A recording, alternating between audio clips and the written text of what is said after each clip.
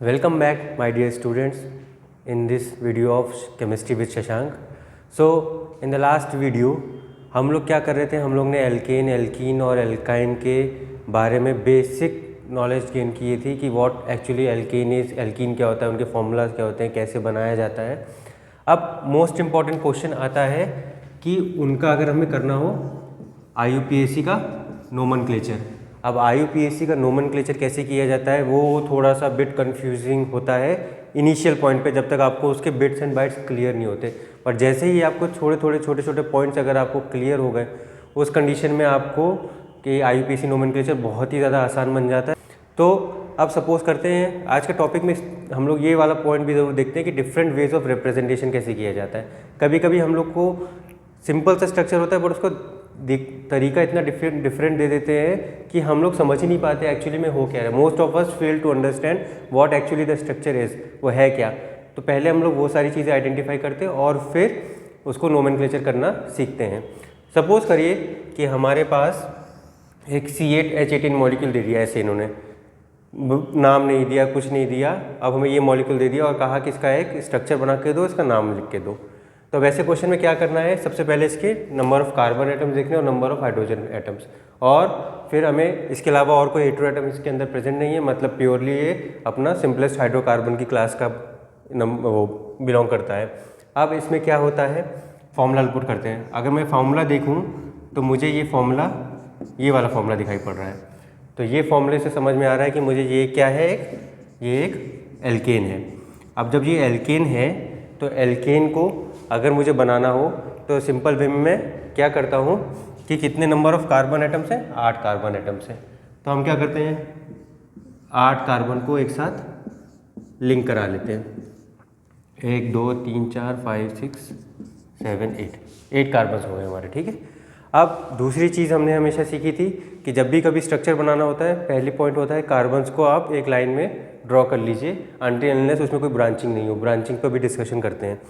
अब सीधे मैंने स्ट्रेट लाइन में 8 कार्बन्स को एक साथ लिंक कर लिया है. ये कौन सी प्रॉपर्टी है, हमने लास्ट वीडियो में चेक किया था, उसको रिकॉल कर लेते हैं. This is property of catenation. Catenation की प्रॉपर्टी से अब क्या हो रहा है आपका, एक कार्बन दूसरे कार्बन से इजीली अटैच या लिंक कर सकते हैं अपने आप को.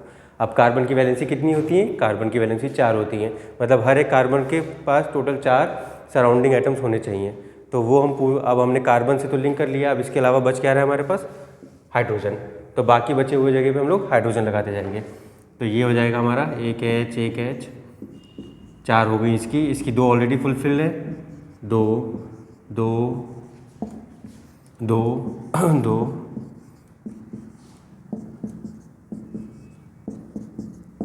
तो ये हमारा C8H18 तैयार हो गया है. अब C8H18 का ये तो हमारा स्ट्रक्चर बन गया है.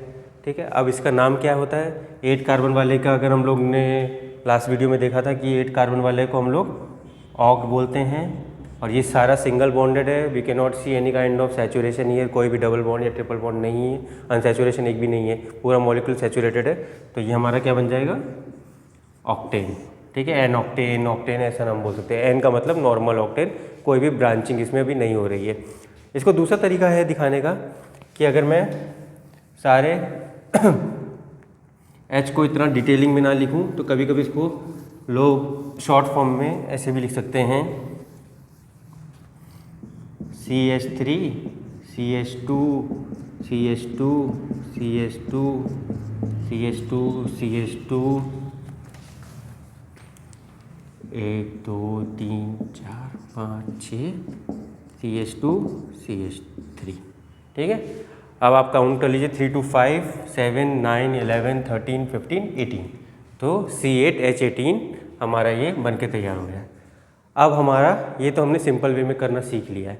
अब क्या होता है, इसको हम लोग अगर आप देखोगे तो ये बिल्कुल सिमिलर है हमारा इसके. मैंने सेम वे में कार्बन को अरेंज किया हुआ है, बट हमने क्या हुआ है, इंक्लाइन वे में, स्लैंट वे में अरेंज किया हुआ है. एक C ऐसे लिखा है, एक C ऐसे लिखा है, ऐसे करके लिखा हुआ है. अब इसका तरीका मकसद क्यों है, मैंने ऐसे इस तरीके से क्यों रिप्रेजेंट किया है इसको हम लोग, क्योंकि डिफरेंट रिप्रेजेंटेशन में लाइन रिप्रेजेंटेशन जो होता है उसमें होता है. कभी कभी क्या करते हैं, ये स्ट्रक्चर में आपको बहुत जगह पे जैसे जैसे आप आगे बढ़ोगे आपको सिर्फ और सिर्फ स्ट्रक्चर्स में लाइंस ड्रॉ करी हुई मिलती हैं, विदाउट एनी अल्फ़ाबेट रिटन कि वो कार्बन है कि हाइड्रोजन, जैसे ये मैंने लिखा हुआ है ऐसा नहीं लिखा रहता है। तो वो कैसे आइडेंटिफाई किया जाए, उस तरीके से कैसे सीखा जाए, बड़ी दिक्कत होती है लोगों को समझने में कि हम लाइन डायग्राम कैसे IUPAC कंपाउंड या किसी ऑर्गेनिक कंपाउंड का लाइन डायग्राम कैसे बनाएं। तो वो वाला हम लोग देख लेते हैं। तो सपोज़ करिए यहाँ से शुरू कर रहे हैं, 1 2 3 4 5 1 2 3 4 5 6 7 8। सो ये बिल्कुल सेम टू सेम ये रिप्रेजेंटेशन है। सो व्हाट दिस इज क्या है, अब अगर हर एक जो पॉइंट होता है, पॉइंट ऑफ अटैचमेंट होता है, वो एक कार्बन के बराबर होता है।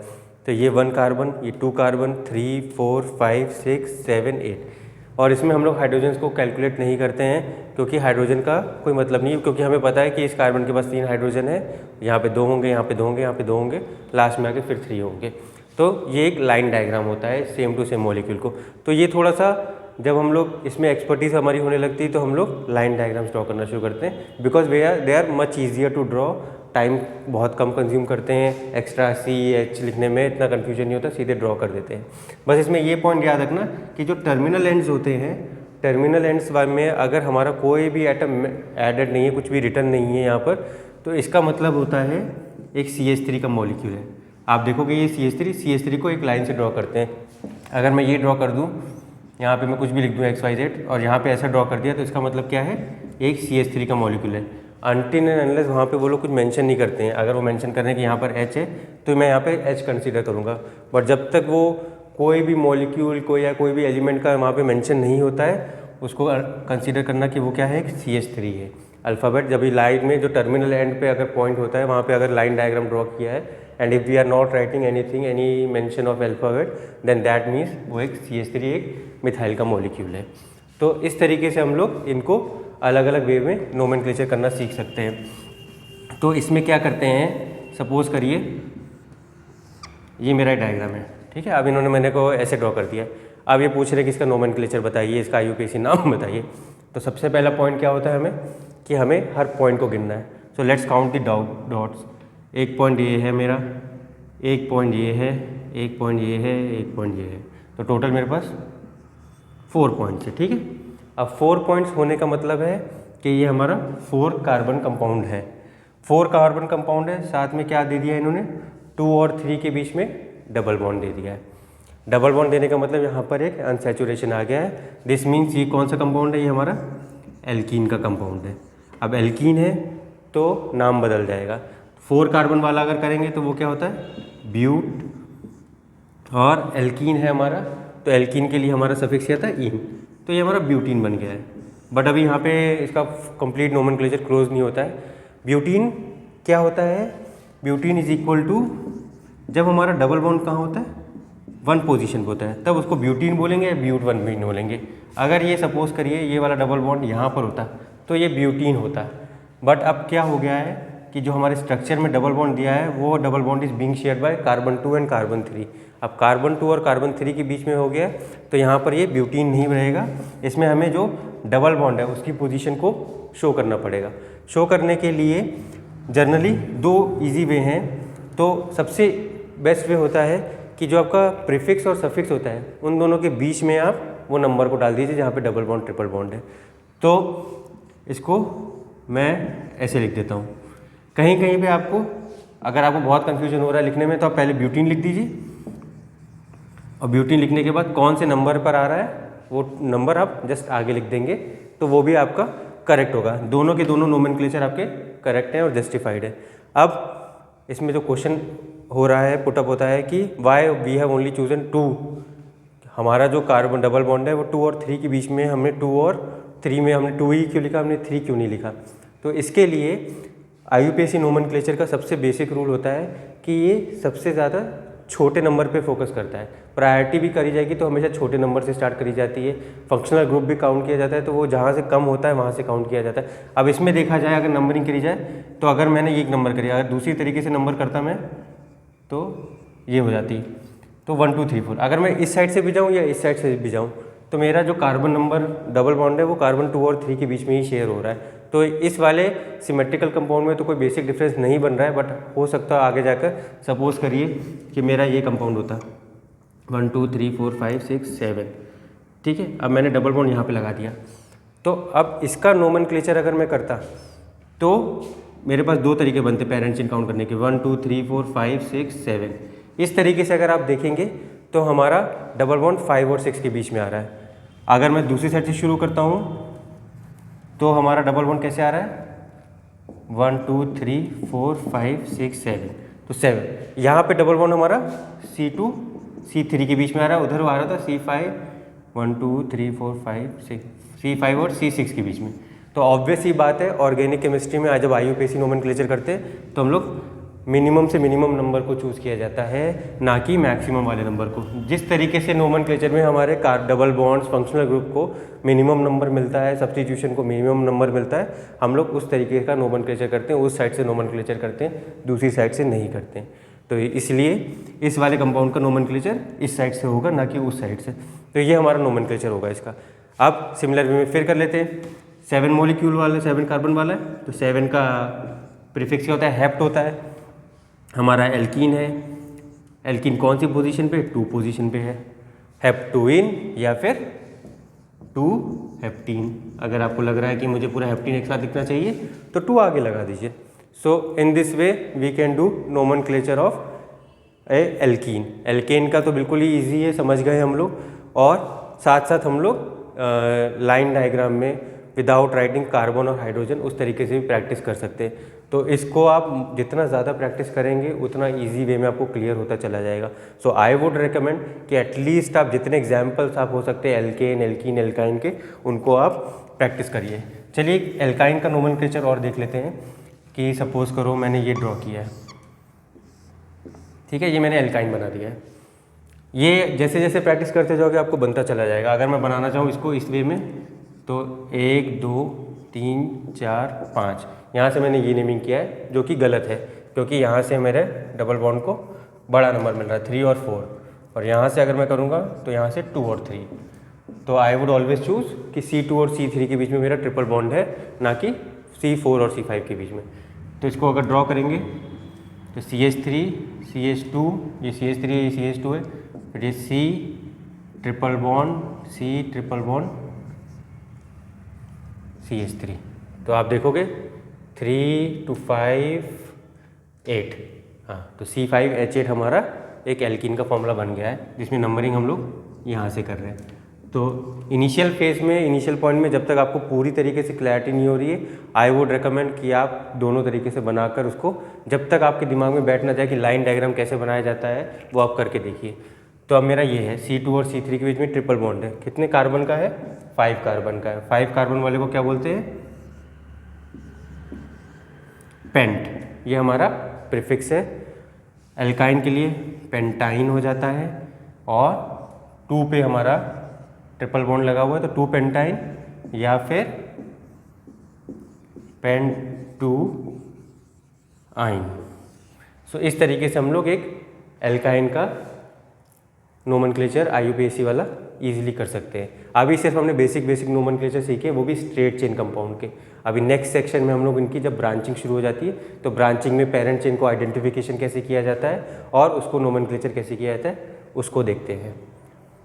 सो अब हम लोग क्या करते हैं, अब हम लोग नया जो नोमेनक्लेचर है, अभी तक हम लोग स्ट्रेट चेन कंपाउंड्स के कर रहे थे, अभी तक हम लोग, अब हम आ जाते हैं ब्रांचिंग पे। अभी सिर्फ हम लोग हाइड्रोकार्बन C का कर रहे हैं और कोई फंक्शनल ग्रुप इंट्रोड्यूस नहीं किया है, बट जैसे जैसे ये सब चीज़ें सीखते चले जाएंगे we will move to the next level, जो कि फंक्शनल ग्रुप्स को साथ होगा। अब क्या हो रहा है, ये मेरा कंपाउंड है। अब तक I hope everyone can easily do the nomenclature, IUPAC nomenclature of this compound. So quickly let's do this thing. तो अब क्या हो रहा है, कार्बन नंबर काउंट कर लेते हैं हम लोग, ठीक है। कोई भी डबल बॉन्ड ट्रिपल बॉन्ड नहीं है तो फिर या तो इधर से काउंट करोगे या इधर से काउंट करेंगे आप, दोनों साइड से, it will be same thing, ठीक है। 5 मेंबर का है हमारा, तो 5 मेंबर वाले को क्या बोलते हैं, पेंट बोलते हैं। और क्या है ये, एल्केन है, सो दिस इज पेंटेन। ये नोमेनक्लेचर हो गया, ये है हमारी स्ट्रेट चेन कंपाउंड। अब चलिए थोड़ा सा इस कंपाउंड को हम लोग चेंज कर देते हैं। आप क्या करते हैं, इसको हम लोग थोड़ी सी ब्रांचिंग इंट्रोड्यूस करते हैं। ब्रांचिंग इंट्रोड्यूस करने का मतलब है कि सपोज करिए कि ये मेरा कंपाउंड है और यहाँ पर मैं एक ब्रांचिंग इंट्रोड्यूस कर दी मैंने। मतलब कि एक कार्बन पे मैंने एक मिथाइल ग्रुप लगा दिया हमने, ठीक है। तो अब क्या हुआ है, ये चीज़ कैसे आई, किस तरीके से आई, क्या हुआ, मतलब अब इसका नोमेनक्लेचर कैसे हो गया। तो ऐसे वाले कंपाउंड्स को जिसमें आपको ब्रांचेस, आप देखोगे पेड़ की ब्रांचेस की तरह नई नई ब्रांचेस बनती जा रही है, सो इनको बोलते हैं ब्रांच्ड कंपाउंड बोलते हैं, स्ट्रेट चेन नहीं बोलते हैं। अब इसमें सबसे पहला टास्क हमारा होता है कि दो चीज़ें होंगी, इसमें एक पेरेंट चेन बनेगी और एक आपकी सब्स्टिट्यूशन बनेगा। यहाँ पर भी दोनों चीज़ें हैं। अब हमें क्या करना है, पेरेंट चेन सबसे पहले आइडेंटिफाई करनी होती है। पेरेंट चेन हमेशा वो आइडेंटिफाई करते हैं होती है जो सबसे ज़्यादा कार्बन की होनी चाहिए, पहली कंडीशन। दूसरी कंडीशन क्या होनी चाहिए कि अगर इसमें तो कोई फंक्शनल ग्रुप नहीं है, सपोज करिए कोई भी फंक्शनल ग्रुप होता है, एल्कीन होता, एल्काइन होता, या कोई और जो हम लोग आगे फंक्शनल ग्रुप्स पढ़ेंगे, अगर वो है तो पेरेंट चेन की पहली कंडीशन है कि वो पेरेंट चेन में होना चाहिए, वो सब्स्टिट्यूशन में नहीं हो सकता। सो वी हैव टू सी कि हमारा पेरेंट चेन सबसे लंबा होना चाहिए। पेरेंट चेन की दो क्वालिटीज़ होती हैं, longest carbon chain should have functional group, ठीक है। फंक्शनल ग्रुप होना उस चेन में बहुत ज़रूरी है, सब्स्टिट्यूशन में नहीं होगा, ठीक है। तो ये हो गया। अब इसमें हम लोग आइडेंटिफाई करते हैं। तो सपोज़ करिए अगर मैं काउंट कर रहा हूँ, और तीसरी चीज़ मैं बता चुका हूँ कि सब्स्टिट्यूशन अगर है हमारा तो वो हमारा जब काउंटिंग करेंगे, नोमेनक्लेचर करेंगे, वो हमारा लोएस्ट नंबर मिलना चाहिए, लोएस्ट प्रायोरिटी नंबर आना चाहिए। उसका मतलब कि मिनिमम से मिनिमम नंबर होना चाहिए, मैक्सिमम नंबर नहीं होना चाहिए। अब सपोज़ करिए मैं यहाँ से कैलकुलेट कर रहा हूँ 1 2 3 4 कार्बन की मेरी ये पेरेंट चेन है, ठीक है, जिस पे 2 पे हमारा सब्स्टिट्यूशन आ रहा है। अगर मैं उस साइड से चलता तो मेरी होता है 1 2 3 4 कार्बन की चेन बन गई है, बट 3 पे सब्स्टिट्यूशन आ रहा है। तो इस वाले साइड, इस साइड से तो बिल्कुल भी लेने नहीं वाले हैं हम लोग, इस साइड से लेंगे क्योंकि 2 पे सब्स्टिट्यूशन आ रहा है। अब इसको दूसरा तरीका देखने का अगर देखा जाए, अगर मैं इसको भी देखो, ये भी CH3 है, ये भी CH3 है, तो मैं अगर यहाँ से शुरू कर दूँ 1 2 3 4, ये भी 4 कार्बन की पेरेंट चेन बन रही है। तो या तो इस तरीके से चलूँ या मैं इस तरीके से चलूँ, दोनों ही तरीके से हमारी कार्बन चेन 4 कार्बन की बन रही है, और हमारा जो सब्स्टिट्यूशन है वो हमारा 2 पोजीशन पे आ रहा है। तो इससे में क्या करते हैं, हम लोग किसी को भी ले सकते हैं। अब इसमें 4 कार्बन की चेन होती है, उसको हम लोग क्या बोलते हैं, ब्यूट बोलते हैं। हमारा क्या है, एल्केन है, तो ब्यूटेन बन जाएगा। अब बात आती है सब्स्टिट्यूशन की। तो सब्स्टिट्यूशन को हमेशा नेमिंग में पहले रखा जाता है as before the parent chain. तो 2 पोजीशन पे हमारा क्या लगा हुआ है, मिथाइल ग्रुप लगा हुआ है। तो 2 पे हमारा क्या है, मिथाइल ग्रुप लगा हुआ है, और ये क्या है, ब्यूटेन है। तो 2 मिथाइल ब्यूटेन। तो इस तरीके से हम लोग ब्रांचिंग में शुरू कर देते हैं नोमेनक्लेचर करना। कुछ और एग्जांपल देखते हैं फटाफट से। चलिए, ये मेरा कंपाउंड है, इसका नोमेनक्लेचर करते हैं। अभी कोई भी ब्रांचिंग नहीं है, कोई भी सब्स्टिट्यूशन नहीं है। ये क्या हो गया, 6 कार्बन वाला। 6 कार्बन वाले को क्या बोलते हैं, हेक्सेन, ठीक है। ये हमारा एल्केन है। अब मैंने क्या किया,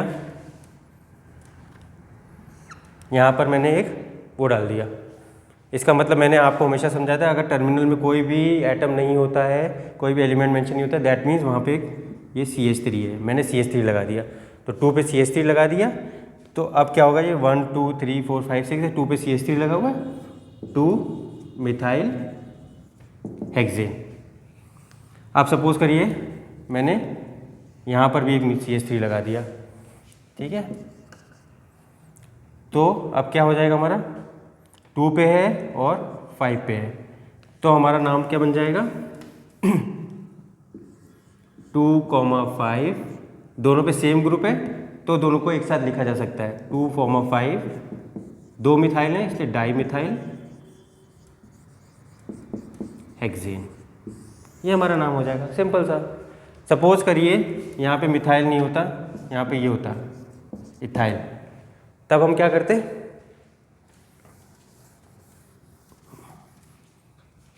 तब हम करते हैं कि एक पोजीशन पे 2 पे क्या लगा हुआ है, मिथाइल लगा हुआ है, और 5 पे क्या लगा हुआ है, इथाइल लगा हुआ है। आयुपेसी नोमेनक्लेचर, ये 2 सब्स्टिट्यूशन है हमारे हेक्सेन के साथ। तो अब आयुपेसी नोमेनक्लेचर हमारा क्या कहता है, आयुपेसी नोमेनक्लेचर कहता है कि जो सब्स्टिट्यूशन का अरेंजमेंट होना चाहिए कि कौन पहले आएगा कौन बाद पे आएगा, वो डिपेंड करता है उसकी अल्फ़ाबेटिकल ऑर्डर पे। जो अल्फ़ाबेट पहले आता है इंग्लिश अल्फ़ाबेट्स में उसको पहले लिखा जाएगा, जो बाद में आता है उसको बाद में लिखा जाएगा।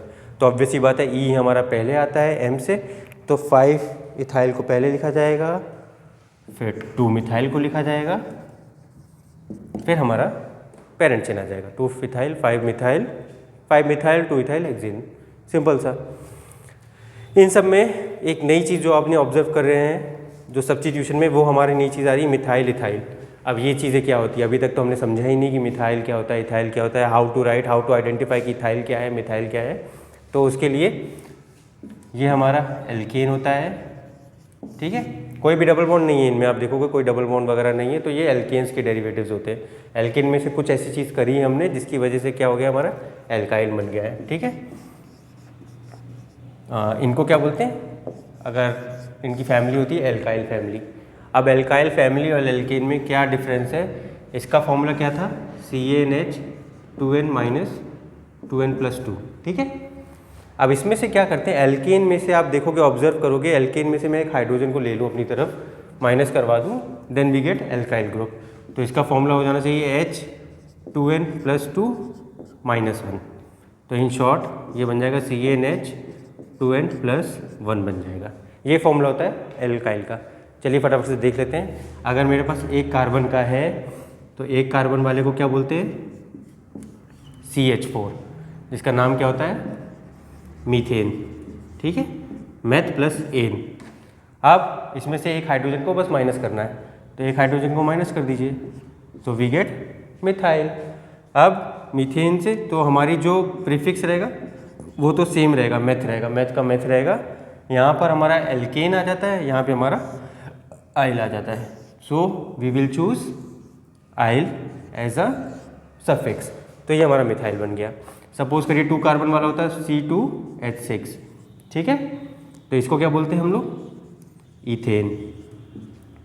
ये वाला क्या बन जाएगा, C2H5, जो मैंने लिखा हुआ है यहाँ पर भी C2H5, इसको क्या बोलते हैं, इथाइल।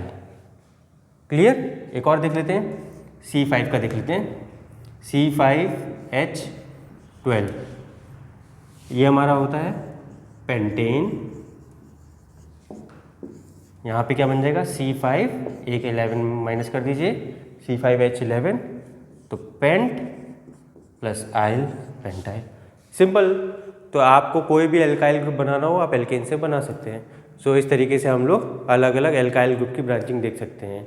एल्काइल हमेशा जनरली आपको सब्स्टिट्यूशन में ही मिलेगा, सब्स्टिट्यूटेड कंपाउंड्स को ही एल्काइल में बोला जाता है। तो इस तरीके से आप अपने ब्रांचिंग देख लीजिए। अब फटाफट से 3-4 एग्जाम्पल ब्रांचिंग के कर लेते हैं, जिससे और ज़्यादा क्लैरिटी आपको मिल जाएगी। और लाइन डायग्राम में करके देखेंगे तो और लाइन डायग्राम वाला कॉन्सेप्ट भी हमारा और इजीली क्लियर होता चला जाएगा। So let's start with this nomenclature. फटाफट से इन 4 कंपाउंड्स का, मेरे 4 कंपाउंड्स हैं A, B, C और D। फटाफट से इनके नोमेनक्लेचर कर लेते हैं। मैंने यहाँ पर सिर्फ और सिर्फ लाइन डायग्राम बनाया ताकि आपको लाइन डायग्राम की प्रैक्टिस मिले, ठीक है। तो अब क्या हुआ है कि अब मुझे दिखाई पड़ रहा है ये कंपाउंड एक है जिसमें एक सब्स्टिट्यूशन दिखाई पड़ रहा है। तो सब्स्टिट्यूशन इस वाले टर्मिनल एंड से ज़्यादा करीब में है, सो मैं उस साइड से काउंटिंग कभी नहीं करूँगा, क्योंकि मुझे पता है कि मुझे सब्स्टिट्यूशन को लोएस्ट नंबर देना है। तो मैं काउंटिंग यहीं से शुरू करता हूँ। फटाफट से काउंट कर लेते हैं। 1 2 3 4 5 कार्बन का है। कोई और फंक्शनैलिटी नहीं है हमारे पास, ना कोई डबल या ट्रिपल बॉन्ड है, सिंपल सा एल्केन है। 2 पे हमारे कौन सा ग्रुप लगा हुआ है, जब मैंने बोला था कुछ भी ना हो तो उसको क्या बोलते हैं, CH3 बोलते हैं। तो ये हमारा मिथाइल ग्रुप लगा हुआ है। तो सब्स्टिट्यूशन को पहले लिखा जाता है, तो ये हो गया हमारा 2 मिथाइल। और 5 कार्बन वाले को क्या बोलते हैं, पेंटेन, क्योंकि ये एल्केन है, 2 मिथाइल पेंटेन। क्लियर, बहुत ही ईजी था। सेकेंड वाला देखते हैं। यहाँ पर हमारा क्या है कि डबल बॉन्ड है। डबल बॉन्ड का मतलब ये एक एल्कीन है, तो नंबरिंग ऑब्वियस ही बात है, जिस साइड से एल्कीन को कम नंबर मिलता है उस साइड से एल्कीन को नहीं किया जाएगा। तो एल्कीन को नंबर यहाँ से कम मिल रहा है तो मैं यहाँ से काउंट करूँगा। 5 कार्बन वाला एल्कीन है। 5 कार्बन वाले सब प्रीफिक्स में क्या होता है, पेंट होता है, ठीक है। 1 और 2 के बीच में एल्कीन लगा हुआ है, तो ऑब्वियस ही बात है छोटे नंबर को चूज़ करना, 1 को चूज़ करना। 1 को आप लिखेंगे या नहीं लिखेंगे एक ही बात है, आप पेंटीन ऐसे भी लिख सकते हैं या पेंट 1U, दोनों में से either of the 2 will be correct options, ठीक है।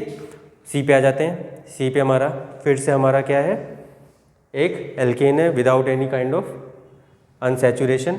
काउंटिंग करके देखते हैं, एक सब्स्टिट्यूशन मुझे दिखाई पड़ रहा है। तो 1 2 3 4 5, 3 पे लगाया। इस साइड से जाएंगे तो 1 2 3 4 5, दोनों तरीके से हमारा 3 नंबर पे ही सब्स्टिट्यूशन आ रहा है, तो हम लोग कहीं से भी कर सकते हैं। अब मुझे एक और तरीका दिखाई पड़ रहा है नंबरिंग करने का। अगर मैं इसको 1 2 3 4 ऐसे देखूं, 4 नंबर की पेरेंट चेन बनवाता हूं, तो मेरा एक ये इसको क्या बोलते हैं CH2 CH3, ये CH2 होता है, ये CH3, मतलब C2H5 ग्रुप हमारा सब्स्टिट्यूशन पे 3 पे लगा हुआ है। तो बट हमारा यहाँ पे क्या हो रहा है, कार्बन के नंबर जो पेरेंट चेन का कंपाउंड है वो क्या हो रहे हैं, हमारे 4 आ रहे हैं। पेरेंट चेन के कंपाउंड को हमेशा नंबरिंग में ज़्यादा होना चाहिए, तो ये वाला जो नोमेनक्लेचर है वो लागू नहीं होगा।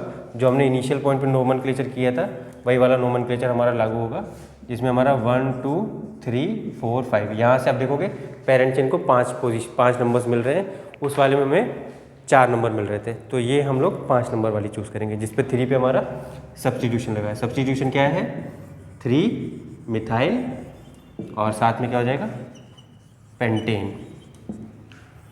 इसमें देखिए 2 चीज़ें आ गई हैं। यहाँ पे आपको सब्स्टिट्यूशन भी दिखाई पड़ रहा है और यहाँ पे आपको डबल बॉन्ड भी दिखाई पड़ रहा है, फंक्शनैलिटी भी दिखाई पड़ रही है। अब अभी तक हमने 2 रूल सीखे हैं। अगर मैं यहाँ पे कुछ भी नहीं होता, मैं काउंटिंग करता, क्योंकि यहाँ से कम नंबर मिल रहा है प्राय सब्स्टिट्यूशन को, तो मैं यहाँ से काउंटिंग करता। इसका ड्रॉबैक क्या हो गया है, इसका ड्रॉबैक ये हुआ है कि हमारे जो डबल बॉन्ड है, एक फंक्शनैलिटी है, इसको हमारा 4 पोजीशन मिल रही है, जो कि इनवैलिड हो जाती है। हमें अपने फंक्शनल ग्रुप को मिनिमम से मिनिमम पोजीशन पे रखना पड़ता है, भले ही उसके लिए सब्स्टिट्यूशन हमारा मैक्सिमम पोजीशन पे चला जाए। अगर मैं यहाँ से करूँ तो इसको मुझे ये मिल रहा है, तो ऑब्वियस सी बात है मैं ये वाला नंबर नोमेनक्लेचर में ये वाली काउंटिंग पेरेंट चेन की काउंट करूँगा, because my double bond is getting the least position from this side, not from that side. वहाँ से आपके सब्स्टिट्यूशन को लीस्ट पोजीशन मिल रही थी, मिनिमम लोएस्ट पोजीशन मिल रही थी, बट यहाँ से नहीं मिल रही है। तो यहाँ बट इसको सबसे ज़्यादा मिल रही थी मैक्सिमम, तो हम लोग उस तरीके को नहीं चूज़ करते हैं। जब भी फंक्शनैलिटी और सब्स्टिट्यूशन की बात होती है, तो जो मेन फंक्शनल ग्रुप होता है वो हमारा सबसे छोटे नंबर पे होना चाहिए, सबसे छोटी पोजीशन पे होना चाहिए, लोएस्ट नंबर पे, as compare to any other thing which is present on that compound. तो इसका नोमेनक्लेचर हम यहाँ से करेंगे। 5 मेंबर वाला है, तो 5 मेंबर वाले को पेंट बोलते हैं। 4 पे क्या लगा हुआ है, मिथाइल ग्रुप लगा हुआ है, 4 पे मिथाइल लगा लेते हैं, और पेंट है, और 1 पे डबल बॉन्ड लगा हुआ है, 4 methyl pentene. So in this way आप मल्टीपल नोमेनक्लेचर्स को कर सकते हैं। आई होप आपको क्लियरली समझ में आ चुका होगा। अभी तक जितना हमने हाइड्रोकार्बन्स का double bond, triple bond, alkane, alkene, alkynes का नोमेनक्लेचर कर रहे हैं, उन सबको आपको ईजिली समझ में आ गया होगा। और आप इसके जितने भी एग्जाम्पल्स होते हैं ब्रांचिंग और स्ट्रेट चेन के, try on your own. I hope आपको सारी क्लैरिटी मिल जाएगी और आप you can easily go through them, और आप इनसे ईजिली पास भी कर जाओगे, और ये वाला चीज़ आपका कॉन्सेप्ट पूरी तरीके से क्लियर हो जाएगा। नेक्स्ट वीडियो में हम लोग थोड़ा सा और डिटेल में जाएंगे फंक्शनल ग्रुप्स के बारे में। हम फंक्शनल ग्रुप्स क्या क्या होते हैं अलग अलग, उनकी प्रायोरिटी क्या होती है, उन सब के बारे में पढ़ेंगे।